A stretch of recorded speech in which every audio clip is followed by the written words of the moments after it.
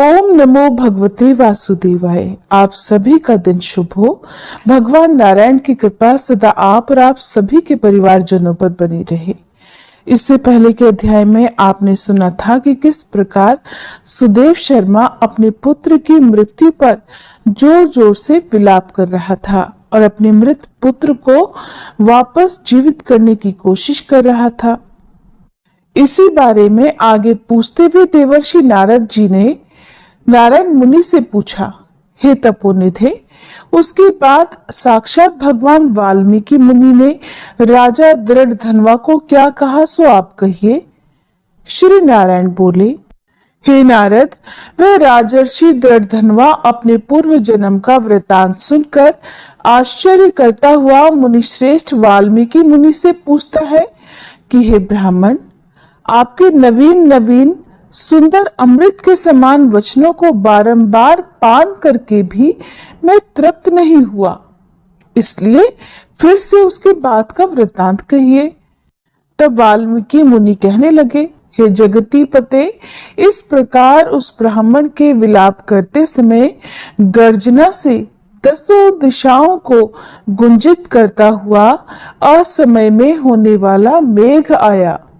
पर्वतों को कपाने के समान तीक्ष्ण स्पर्शों वाली वायु बहने लगी और बिजली अत्यंत चमकती हुई अपनी आवाज से दसों दिशाओं को पूर्ण करती हुई इस तरह 1 मास तक वर्षा हुई, जिस जल से पृथ्वी भर गई, किंतु पुत्र शोक रूपी अग्नि के ताप से संतप्त वह ब्राह्मण कुछ भी नहीं जान सका।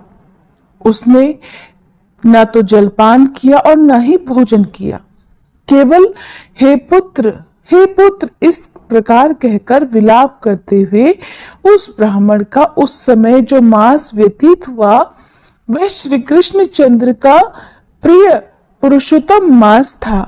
सो न जानते हुए भी उस ब्राह्मण को पुरुषोत्तम मास का सेवन हो गया। उस पुरुषोत्तम मास के सेवन से अत्यंत प्रसन्न नए मेघ के समान श्यामवर्ण वनमाला से भूषित हरि भगवान स्वयं प्रकट हुए। जगत के नाथ हरि भगवान के प्रकट होने पर मेघ समूह अचानक ही गायब हो गया। उस ब्राह्मण ने पुरुषोत्तम श्री कृष्ण चंद्र को देखा। दर्शन होने के साथ ही गोद में लिए हुए पुत्र के शरीर को जमीन पर रखकर पत्नी सहित ब्राह्मण भगवान के चरणों को दंडवत नमस्कार करता हुआ हाथ जोड़कर भगवान श्री कृष्ण के सम्मुख खड़ा होकर बार बार विनती करने लगा। भगवान भी पुरुषोत्तम मास की सेवा से प्रसन्न होकर अमृत की वर्षा करने वाली अत्यंत मधुर वाणी से बोले, भो भो सुदेव, तुम धन्य हो। इस समय आप भाग्यवान हो और आपके भाग्य के वर्णन करने में भला त्रिलोकी में कौन समर्थ है। हे वत्स, हे तपोधन, जो तुम्हारा होने वाला है उसको हम कहेंगे, अब तुम सुनो। हे ब्राह्मण, 12,000 वर्ष की आयु वाला पुत्र तुम्हें प्राप्त होगा। इसके बाद तुमको पुत्र से होने वाले सुख में भी कोई संदेह नहीं। हे द्विजातम, प्रसन्न मन से मैंने यह पुत्र तुमको दिया है। हमारी कृपा से होने वाले तुम्हारे पुत्र सुख को देखकर हे द्विजोत्तम, देवता, गंधर्व और मनुष्य लोग पुत्र सुख की इच्छा करने वाले होंगे। इस विषय में मैं तुमसे प्राचीन इतिहास कहूंगा, जिस इतिहास को पहले मार्कंडेय मुनि ने राजा रघु से कहा था। प्रथम कोई श्रेष्ठ मन वाले धनुर नामक मुनीश्वर लोगों को पुत्र रूप मानसिक चिंता से जले हुए देखकर दुखी हुए और अमर पुत्र की इच्छा करके दारुण तप करने लगे। 1000 वर्ष बीत जाने पर धनुर मुनि से देवतागण कहने लगे, हे मुनीश, आपकी कठिन तप से हम सब प्रसन्न हैं, इसलिए अपने मन के अनुसार कोई श्रेष्ठ वर मांगो।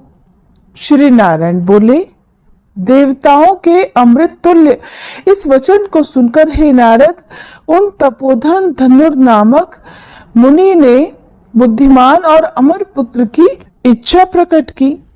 उस ब्राह्मण से देवताओं ने कहा कि पृथ्वी में तो ऐसा कोई पुत्र नहीं है। तब धनुर्मुनि ने देवताओं से कहा कि अच्छा, फिर ऐसा पुत्र दो जिसकी आयु की मर्यादा बंधी हुई हो। देवताओं ने कहा, कैसी मर्यादा चाहिए कहो। इस पर उस मुनि ने भी कहा कि वह महान पर्वत जब तक रहे तब तक उसकी आयु हो। ऐसा ही हो कहकर इंद्र आदि देवता स्वर्ग को प्रस्थान कर गए। धनु शर्मा ने थोड़े ही समय में वैसा ही पुत्र प्राप्त भी कर लिया। उस मुनि का पुत्र आकाश में चंद्रमा के समान बढ़ने लगा।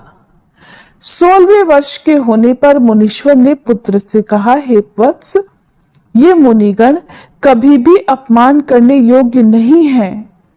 इस तरह शिक्षा देने पर भी उस पुत्र ने मुनियों का अनादर किया। आयु की मर्यादा के बल से उन्मत्त उसने ब्राह्मणों का भी अपमान किया। किसी समय परम क्रोधी महिष नामक मुनि ने विधि से शुभ फल देने वाले शालिग्राम शिला का पूजन किया। उसी समय उस बालक ने वहां आकर शालिग्राम की शिला को जल्दी से लेकर अपनी चंचलता के कारण हंसता हुआ पूर्ण जल वाले कुएं में छोड़ दिया।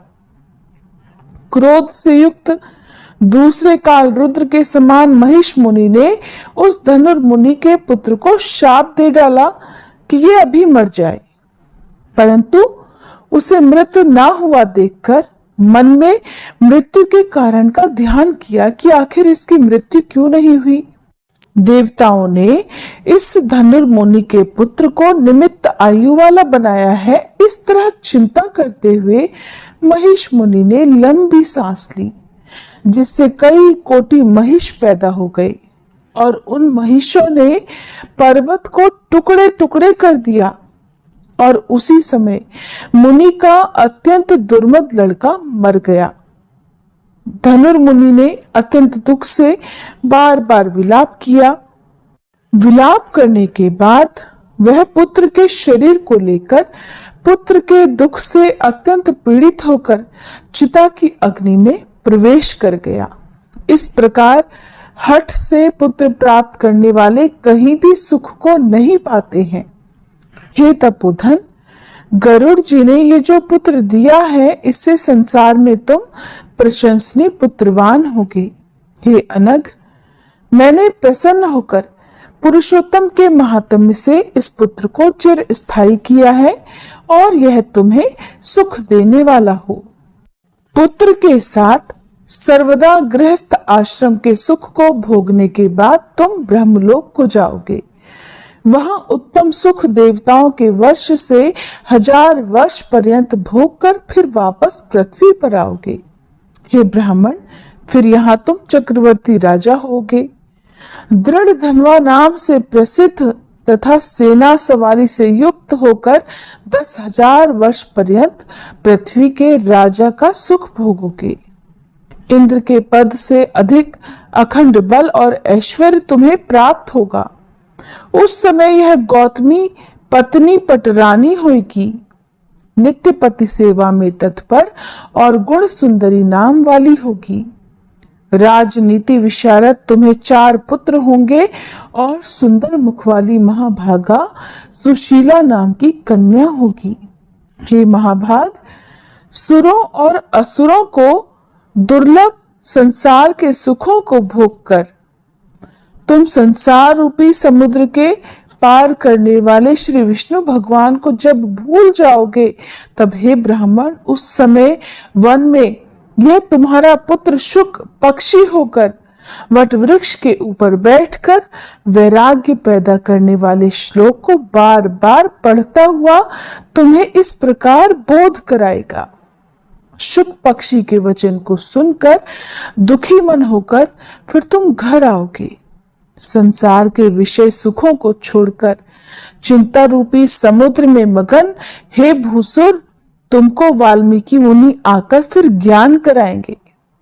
उनके वचन से निस्संदेह होकर शरीर को छोड़कर हरि भगवान के पद को दोनों पति पत्नी प्राप्त कर जाओगे, जो कि पद आवागमन से रहित कहा गया है। तुम मोक्ष को प्राप्त कर लोगे। इस प्रकार महाविष्णु के कहने पर वह ब्राह्मण बालक उठ खड़ा हुआ। वे दोनों स्त्री पुरुष ब्राह्मण पुत्र को उठा हुआ देखकर अत्यंत आनंदित हो गए। सब देवतागण भी संतुष्ट होकर आकाश से पुष्प वर्षा करने लगे। शुकदेव ने भी श्री हरि को और माता पिता को प्रणाम किया। उस ब्राह्मण को पुत्र के साथ देखकर गरुड़ जी भी अत्यंत प्रसन्न हुए। उस समय चकित होकर ब्राह्मण ने श्री हरि भगवान को नमस्कार किया और हाथ जोड़कर हृदय में होने वाले संदेह को दूर करने के लिए हर्ष के कारण गदगद वचन से जगदीश्वर से बोला, हे हरे, मैंने 4000 वर्ष पर्यंत लगातार अत्यंत दुष्कर तप किया।